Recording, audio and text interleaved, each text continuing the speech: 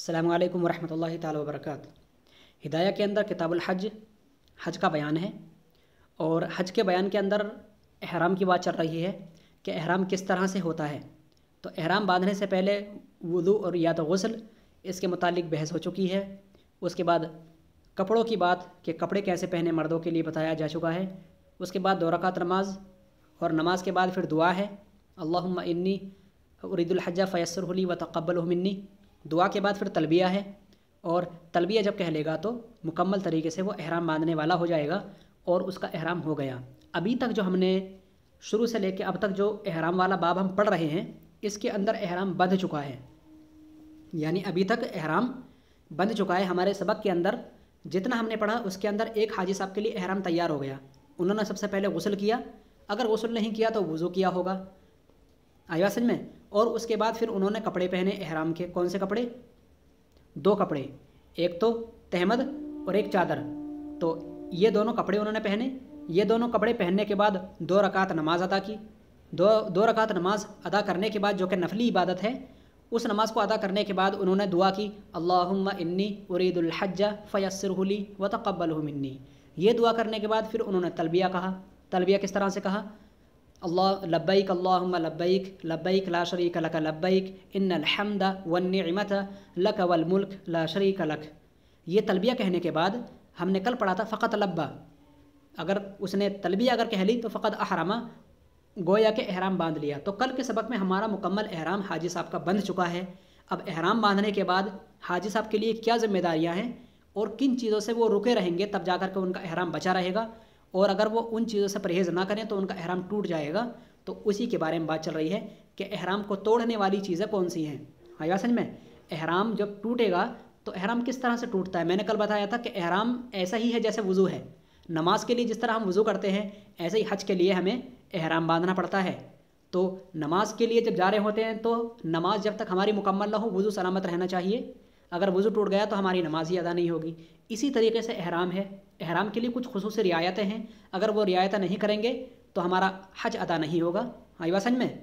तो इस बात को समझ लेना चाहिए कि एहराम एक तहारत वाली हैसियत है और एक अमल है कि जिस अमल को करने के बाद ही हज की अदायगी होगी, और एहराम के बिना हज की अदायगी या उम्रा की अदायगी नहीं होती है।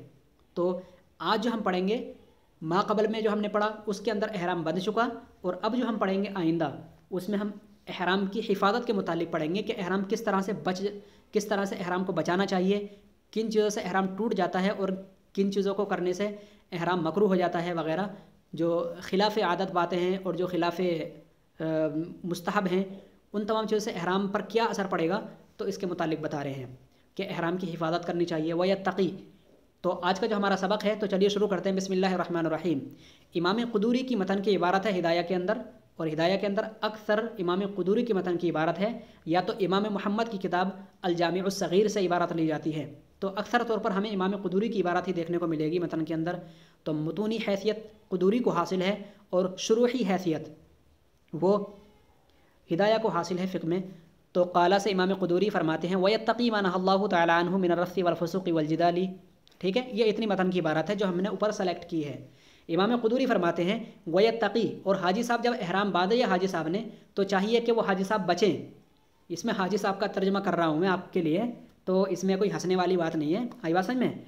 इसलिए कर रहे हैं ताकि आपको समझ में आ जाए। यत्तक़ी के अंदर इत्तक़ा यत्तक़ी फ़ेले मुदारा है और इसके अंदर हुआ के ज़मीर पोशीदा फ़ाइल है, और इस फ़ाइल का तर्जुमा कहीं भी नहीं गुजर रहा।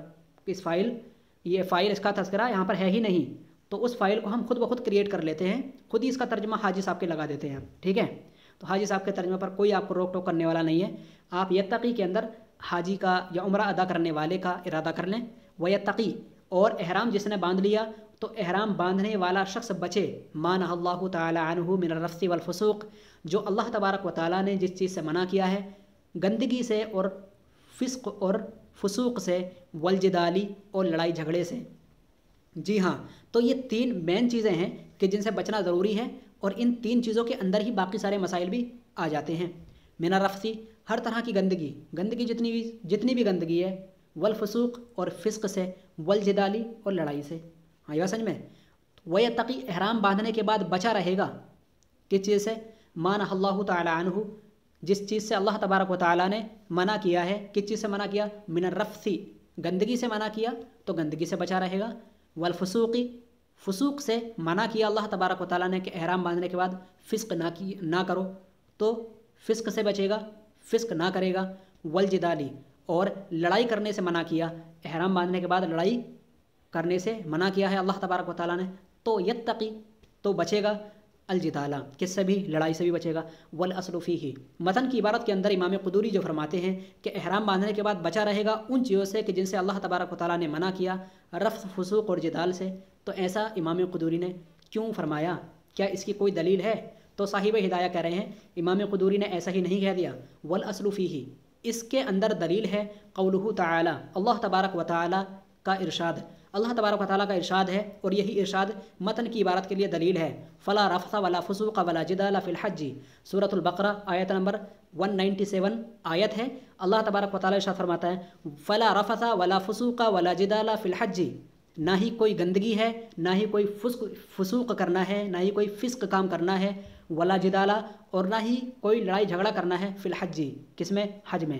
تو حج میں نہیں کرنا ہے، مطلب حج سے پہلے ہی چیز کا اہتمام کر لینا ہے، کیونکہ اگر حج سے پہلے جس چیز کا اہتمام کیا گیا وہ احرام ہے، اور احرام کے بعد ان چیزوں کو اگر ادا کیا گیا تو احرام ٹوٹ جائے گا، آئی بات سمجھ میں؟ فہذا نہیٌ، تو فلا سے آپ دیکھ رہے ہیں اس آیت کے اندر فہذا نہیٌ بصیغۃ النفی، تو اس کے اندر روکا جا رہا ہے نفی کے صیغہ سے، کس چیز سے روکا جا رہا ہے؟ والرفث، رفث سے، کس سے؟ گندگی سے، گندگی سے مراد یہاں پر الجماع، یعنی کہ جمع کرنا، تو جمع کرنے سے جس طرح سے وضو ٹوٹ جاتا ہے احرام بھی ٹوٹے گا، ٹھیک ہے؟ اول کلام الفاحش، یا تو گندی بات، تو گندی باتوں سے احرام ٹوٹ جاتا ہے، تو وضو پر ہی آپ قیاس کر لیں، کچھ چیزوں سے وضو ٹوٹ جاتا ہے تو اکثر چیزوں سے یہاں پر احرام ٹوٹ جاتا ہے،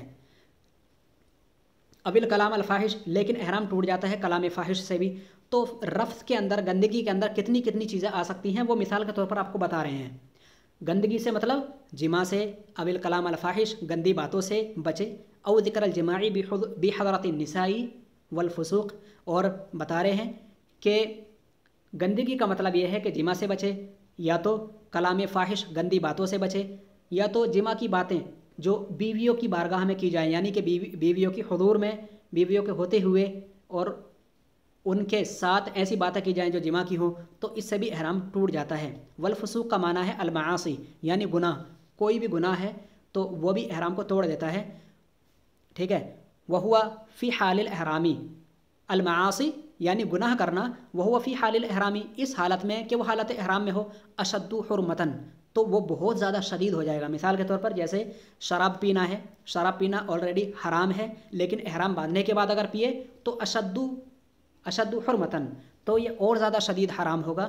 والجدال ان یجادل، اور جدال سے بھی اللہ تبارک و تعالیٰ نے منع فرمایا، جدال کا مطلب یہ ہے ان یجادل رفیقہ، کہ کوئی شخص اپنے دوست سے جھگڑا کرے، باتوں میں ہی جھگڑا کرے، یہ بھی منع ہے، اور بات چیت میں گندی بات کا استعمال کرے، یہ بھی منع ہے، ان یجادل رفیقہ، کہ وہ اپنے دوستوں سے جھگڑا کرے۔ وقیل مجادلۃ المشرکین، تو جب دوستوں تک سے جھگڑا کرنا منع ہے تو پھر غیروں سے تو جھگڑا کر ہی نہیں سکتا، دوست سے جھگڑا کرے گا تو بات مار کوٹ تک نہیں جائے گی، اور جب غیر سے کرے گا تو لڑائی ہو سکتی ہے، باقاعدہ جنگ ہو سکتی ہے، آئی سمجھ میں؟ ایک دوسرے کی جان پر بن سکتی ہے، تو جب دوست سے جو کہ ہلکی پھلکی لڑائی ہو سکتی ہے وہی ناجائز ہے، تو پھر دوست کے علاوہ کسی اور سے جائز کیسے ہو جائے گی، جبکہ وہ لڑائی تو اور زیادہ سخت ہو سکتی ہے۔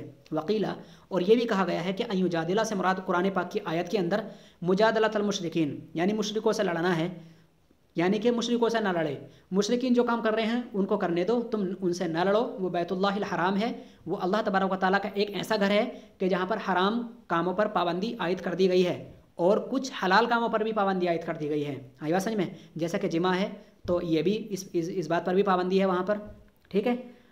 وقیل مجادلۃ المشرکین، تو کہا گیا ہے کہ مشرکین سے مجادلہ نہ کرو، یعنی مشرکین اگر جنگ لڑے تو ان سے وہاں پر جنگ نہ لڑو اور جنگ کو نہ چھیڑو، ٹھیک ہے؟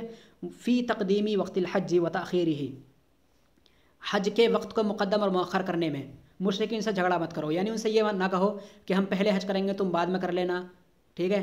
یا ہم بعد میں کریں گے تم پہلے کر لو، تو مشرکین سے جھگڑا نہ کرو اس کے متعلق، وہ اپنے بتوں کی پوجا کریں گے تو تم اپنا اپنا احرام باندھ کر کے اپنا حج کرو، تم ان سے اس کے متعلق جھگڑا نہ کرو۔ تو یہاں پر یہ بھی کہا گیا ہے، لیکن پہلی والی تعویل ہی زیادہ بہتر ہے کہ آج کے دور میں تو وہاں پر مشرکین ہے ہی نہیں۔ اللہ تبارک و تعالیٰ نے خانہ کعبہ اور ساری کی ساری سعودی عرب کی روئے زمین کو شرک سے پاک کر رکھا ہے، اور البتہ یہ ہے کہ وہاں کے حکمران کو اللہ تبارک و تعالیٰ اور زیادہ ہدایت دے کہ وہ اللہ کے رسول صلی اللہ علیہ وسلم کی بارگاہ میں اور زیادہ خشوع اور خضوع کا اختیار کریں، خشوع اور خضوع، اور آقا علیہ السلام کی بارگاہ میں صلاۃ والسلام کی کثرت کیا کریں، اور آقا علیہ السلام کے دربار پر درود پاک پڑھنے والوں کو منع نہ کیا کریں۔ ان کے اندر کچھ گستاخیاں ہیں، لیکن شرک جو ہے بظاہر دکھائی نہیں دیتا ہے۔ تو آج کے دور میں یہ والا مسئلہ تو یہاں پر ہے ہی نہیں، مجالۃ المشرکین، مشرکین سے لڑائی نہ کرو، تو مشرکین وہاں پر ہے ہی نہیں، سب اللہ تبارک و تعالیٰ کی عبادت کرنے والے ہیں، 5 وقتہ نماز پڑھنے والے ہیں، اور بظاہر ایمان پر سب لوگ قائم ہیں۔ وقیلا مجادلۃ المشرکین، بہرحال پہلی والی جو تعویل ہے قرآن پاک کے اندر ان یجادلہ سے، تو ان یجادلہ مانا رفیقہ، کہ وہ اپنے دوست سے جھگڑا نہ کرے، ٹھیک ہے، اور یہ بھی کہا گیا ہے کہ مشرکین سے جھگڑا نہ کرے حج کے وقت کو مقدم اور مؤخر کرنے کے متعلق۔ ولا یقتل، ٹھیک ہے، صیدن، اور بتایا ہے قرآن پاک کے متن کی عبارت کے اندر ہے ولا یقتل صیدن، ٹھیک ہے، ولا یقتل صیدن کا تعلق قرآن پاک کی آیت سے نہیں ہے، یہ متن کی عبارت ہے جو امام قدوری کی ہے، کہ جس طرح ایک شخص جب احرام باندھ لے گا تو اس کے لیے چاہیے کہ وہ بچے رفث، فسوق اور جدال سے، ایسے ہی وہ بچے گا قتل کرنے سے۔ ولا یقتل صیدن، یعنی کسی شکار کو بھی نہیں کرے گا۔ شکار کرنا ہماری ساری کی ساری جو روئے زمین ہے کہیں بھی ہم شکار کر سکتے ہیں، لیکن حرم کے اندر شکار کرنا بھی جائز نہیں ہے۔ شکار کرنا کوئی حرام کام نہیں، لیکن حرم کے اندر یہ جائز کام بھی حرام ہے، لقولہ تعالی، اللہ تبارک و تعالیٰ کا ارشاد ہے لا تقتلوا الصید وانتم حرم، تم کوئی بھی شکار قتل نہ کرو، کسی بھی شکار کو ذبح نہ کرو، وانتم حرم، اس حالت میں کہ تم احرام میں ہو۔ سورہ مائدہ کی 95 آیت ہے کہ جب تم حالت احرام میں ہو تو تم اس وقت کسی بھی شکار کو ذبح نہ کرو۔ ولا یشیر الیہ ولا یدل علیہ، یہاں پر امام قدوری کی متن کی عبارت ہے کہ یہاں پر مطلب یہ ہے کہ قتل نہ کرو شکار کو اس حالت میں کہ تم حالت احرام میں ہو۔ تو بتا رہے ہیں ولا یشیر الیہ ولا یدل علیہ، نہ ہی اس کی جانب وہ اشارہ کرے گا اور نہ ہی اس کی جانب دلالت کرے گا۔ تو انشاءاللہ یہ والا جو پوائنٹ ہے ہم انشاءاللہ کل بیان کریں گے، اس کو بیان کرتے ہوئے وقت کافی ٹائم ہو جائے گا، تو یہ ایک قابل تفصیل مسئلہ ہے، انشاءاللہ ہم مثال کے ذریعے مکمل طریقے سے سمجھانے کی کوشش کریں گے انشاءاللہ العزیز۔ تو آج کے لیے بس اتنا ہی کافی ہے۔ فی تقدیمی وقت الحج و تاخیری ہی تک آج آپ کا سبق ہے، یہاں تک آپ اچھی طرح سے مطالعہ کر لیں۔ ولا یقتل صیدن متن کی جو عبارت ہے، اور اس متن کی عبارت کے لیے دلیل جو اللہ تبارک و تعالیٰ قول لا تقتلوا الصید وانتم حرم، یہ والی جو آیت ہے اس کا مفہوم انشاءاللہ ہم کل بیان کریں گے۔ ٹھیک ہے بچوں، السلام علیکم ورحمۃ اللہ وبرکاتہ۔